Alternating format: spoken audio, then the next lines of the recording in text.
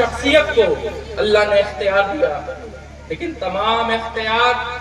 اگر ایک ذات میں اللہ نے جمع کر دیے، اس ذات کا نام محمد مصطفیٰ صلی اللہ علیہ وسلم ہے۔ عزیزان محترم، اگر آپ حدیثوں کی تلاوت پہ کریں گے، اگر آپ حدیثوں میں اس سے علم لیں گے، اگر آپ حدیث کی کتابوں کو پڑھیں گے، تو اللہ تبارک و تعالیٰ کے محبوب صلی اللہ علیہ وسلم کو اللہ نے یہ اختیار دیا کہ ایک دفعہ اللہ کے نبی صلی اللہ علیہ وسلم ہے، تمام صحابہ جمع ہو رہے ہیں، ایک دیہاتی ادھر سے گزر رہا ہے، اللہ کے نبی نے چاہا کہ اس دیہاتی کو اسلام کی دعوت دی جائے، تو اللہ کے نبی نے اسے بلایا اور کہا کہ کیا تمہیں گواہی دیتے ہو کہ اللہ ایک ہے جس کی عبادت کی جائے اور محمد مصطفیٰ صلی اللہ علیہ وسلم اللہ کے رسول ہیں، اللہ کے بندے ہیں؟ تو اس دیہاتی نے کہا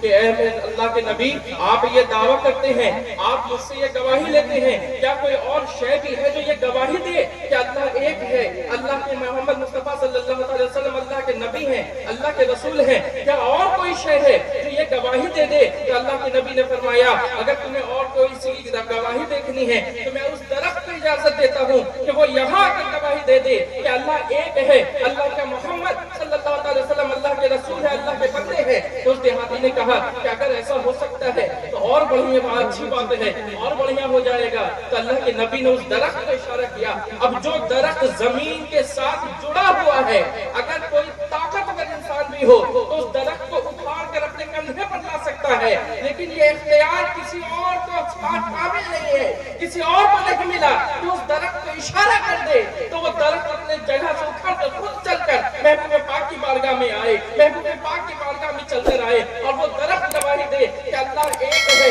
وہی معبود ہے، اور محمد مصطفیٰ صلی اللہ علیہ وسلم اللہ کے رسول ہے۔ یہ اختیار اللہ نے اپنے محبوب کو دیا۔ کیا ہمیں اور حدیثوں میں اس طرح کے بیان ملتے ہیں؟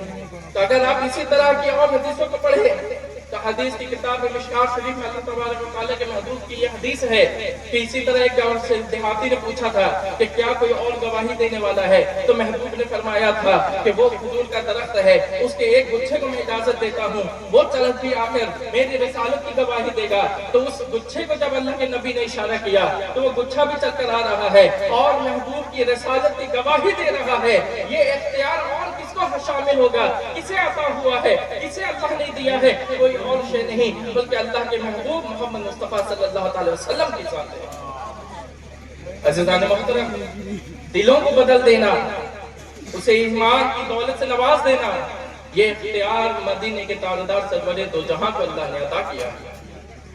اللہ تبارک و تعالیٰ کے محبوب ہیں،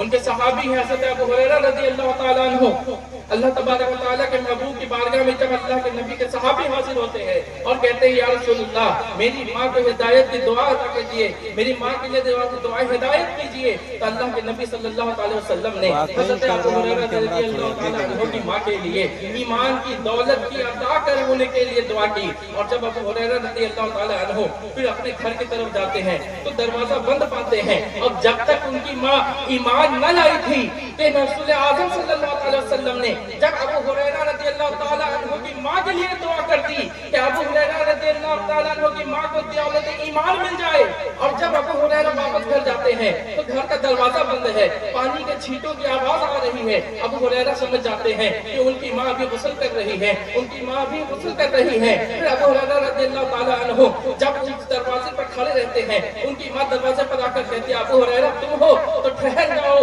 اور جب ابو ہریرہ رضی اللہ تعالیٰ عنہ کی ماں نے وہ دروازہ گھر کا کھولا اور ابو ہریرہ رضی اللہ تعالیٰ عنہ سے فرمایا کہ بیٹا جب تم نے رسول اعظم صلی اللہ علیہ وسلم سے میرے لیے دعا کروائی تھی تو ابو ہریرہ رضی اللہ تعالیٰ عنہ نے فرمایا تھا ہاں ماں میں نے تیرے لیے رسول اعظم صلی اللہ علیہ وسلم سے دولت ایمان کی دعا کروائی تھی۔ اب جس نبی کو اللہ نے یہ اختیار دے دیا ہو کہ جو کہیں اپنے گھر میں بیٹھا ہے اور رسول اللہ اپنا ہاتھ اٹھا کر دعا فرما دے تو اللہ تبارک و تعالیٰ اسے بھی دولت ایمان عطا کرتا ہے۔ سبحان اللہ، سبحان اللہ۔ عزیزان محترم،